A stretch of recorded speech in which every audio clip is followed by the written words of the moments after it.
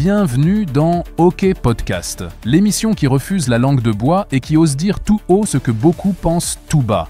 Aujourd'hui, on s'attaque à un monument de la communication officielle, un discours qui se veut fondateur, mais qui pue la manipulation à plein nez.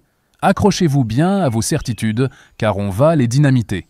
Il y a 5 ans, le Covid déferlait, et avec lui, une vague de mesures liberticides et de solutions prétendument salvatrices. Aujourd'hui, on nous resserre le couvert avec un accord international sur les pandémies, une avancée historique, claironne Emmanuel Macron devant l'Assemblée mondiale de la santé. Historique, oui, peut-être dans l'art de nous enfumer. On va disséquer cette prose lénifiante et y injecter une bonne dose de réalité, celle qu'on nous a cachée. Rappelez-vous donc, 5 ans en arrière, le Covid-19. Ensemble, nous avons tenu bon, nous dit-il. Ensemble, ou plutôt ensemble, on nous a imposé une narrative unique. Ensemble, nous avons inventé, partagé des solutions, notamment des injections. Ah, les injections! Parlons-en de ces solutions expérimentales, propulsées à la vitesse de l'éclair, sans le recul nécessaire.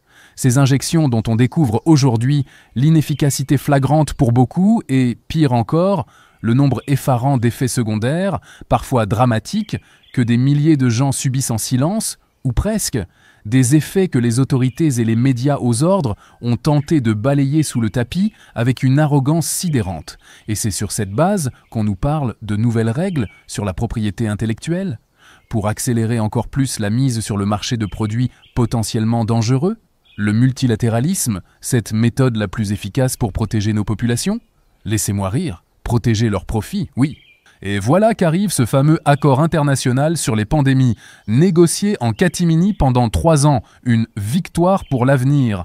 Mais quel avenir? Celui où on acceptera sans broncher la prochaine injection, le prochain confinement, la France, mobilisée sans relâche.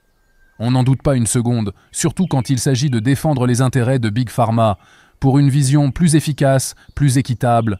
L'équité, le mot est lâché. L'équité, c'est peut-être de reconnaître que ces prétendus vaccins ont été distribués de manière inégale, mais surtout qu'ils ont causé des torts partout où ils sont passés. Traiter tout le monde à la même enseigne? Est-ce que ça veut dire ignorer les prédispositions génétiques, les états de santé individuels, pour imposer une solution unique et potentiellement dangereuse à tous? On nous dit qu'il faut aller le plus vite possible, innover le plus vite possible. On a vu ce que ça a donné avec le Covid, une précipitation coupable. Et ce partage amélioré des informations scientifiques, une exigence fondamentale, de quelles informations parle-t-on? Celles qui sont soigneusement filtrées par les agences sanitaires et les laboratoires qui les financent? Celles qui ignorent les lanceurs d'alerte, les médecins et scientifiques dissidents qui ont été traînés dans la boue pour avoir osé questionner le dogme vaccinal? Parce que, voyez-vous, certains pensent pouvoir se passer de la science.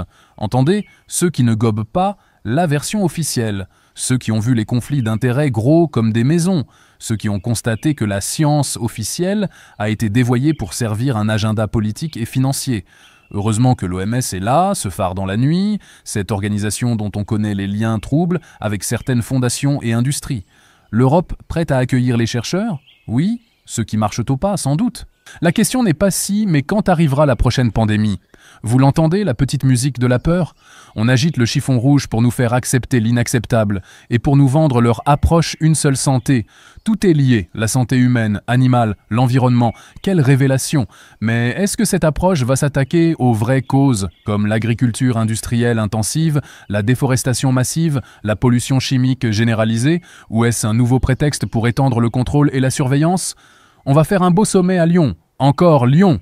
On se demande ce qui se trame réellement dans cette ville, devenue l'épicentre de la gouvernance sanitaire mondiale. Et nos soignants? Ces héros d'hier, aujourd'hui souvent épuisés, dégoûtés, et pour certains, victimes des obligations vaccinales qui les ont privés de leur emploi ou ont affecté leur propre santé. Investir dans leur formation, garantir des conditions décentes. Des mots, encore des mots. Pendant ce temps, on continue de faire venir des personnels de santé qualifiés d'ailleurs, en créant des déséquilibres dramatiques dans leur pays d'origine. C'est ça, atténuer les distorsions? C'est se moquer du monde. Et le pompon?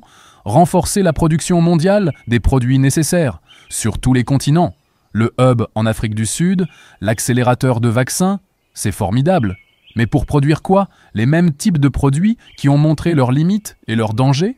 Pour s'assurer que la prochaine fois, personne n'échappera à la solution globale, peu importe son efficacité réelle ou les risques encourus? Ce n'est pas de la santé, c'est du business planétaire. Cet accord, nous dit le président, c'est la victoire du multilatéralisme, la vie humaine qui l'emporte sur les intérêts particuliers. Mais de quels intérêts particuliers parle-t-on, sinon ceux des multinationales pharmaceutiques et des technocrates qui rêvent d'un gouvernement mondial de la santé? Protéger la santé, c'est assurer la paix? Ou est-ce le nouveau visage d'un contrôle social toujours plus insidieux où nos corps deviennent la dernière frontière de la marchandisation et de la soumission? Alors, cet accord historique, c'est une blague? Non, c'est bien plus grave.